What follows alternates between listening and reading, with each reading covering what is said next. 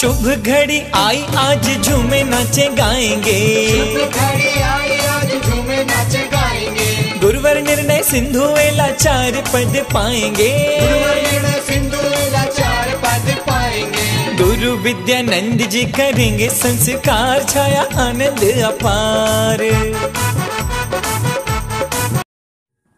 जोड़ी पंच परमेष्ठी भगवान की जय। परम पूज्य आचार्य गुरुदेव विश्वविद्यानंद जी महाराज की जय।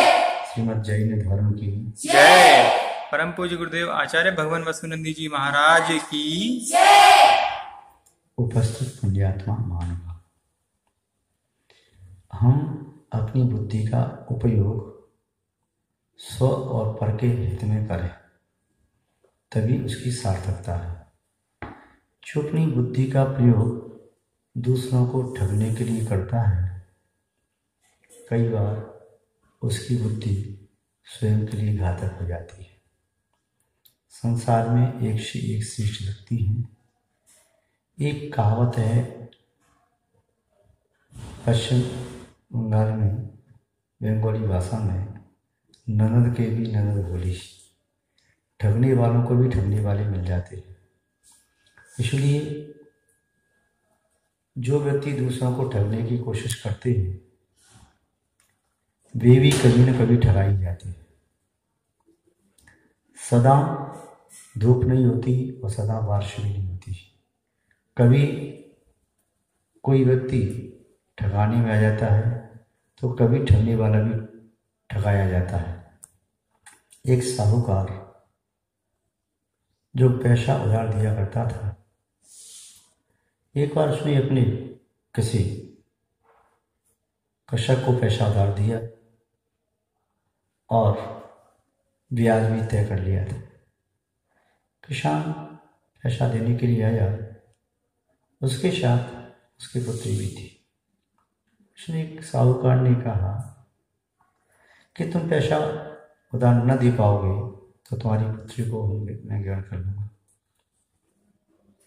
वह सोच रहा था किस तरह से मैं पैसा चुकाऊं, इस साहूकार की नीयत ठीक नहीं है। अब वह पैसा चुकाने के लिए गया तो उसने मना कर दिया, पैसा कम है। बाद में उसने कहा चलो मैं तुम्हारा पैसा फिर छोड़ देता हूँ और एक कन्या मुझे दे दो। कृषक उसकी नीयत को समझ गया, उसने कहा नहीं मैं ऐसे नहीं दे सकता, चलो ठीक है हम एक खेल खेलते। इस कलश में 2 सिक्के पड़े हैं, एक काला है, या 2 पत्थर पड़े हैं, एक काला है एक सफेद है। तुम्हारी कन्या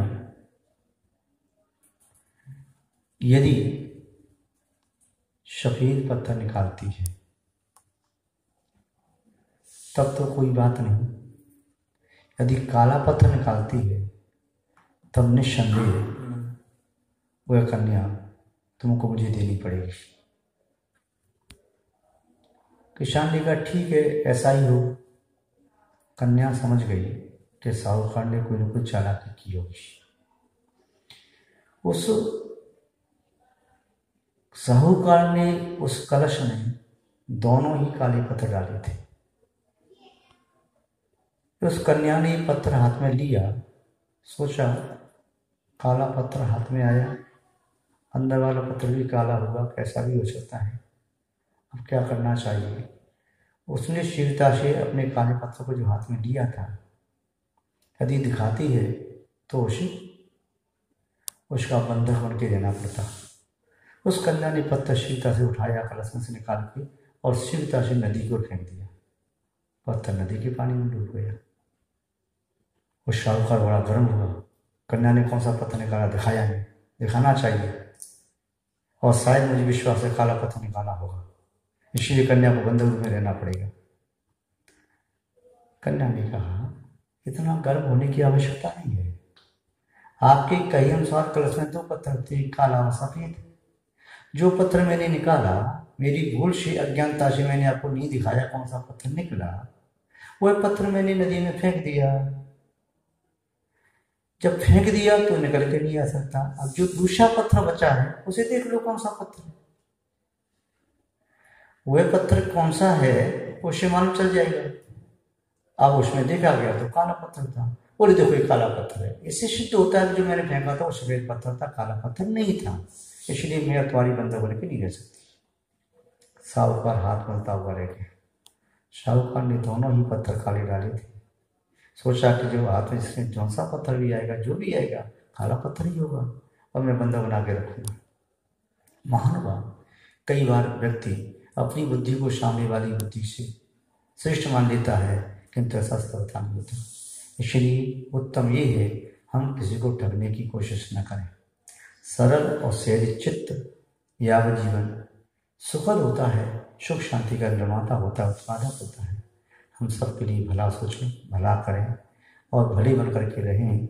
इसमें ही हमारा और आपका कल्याण निहित है। ओम शांति।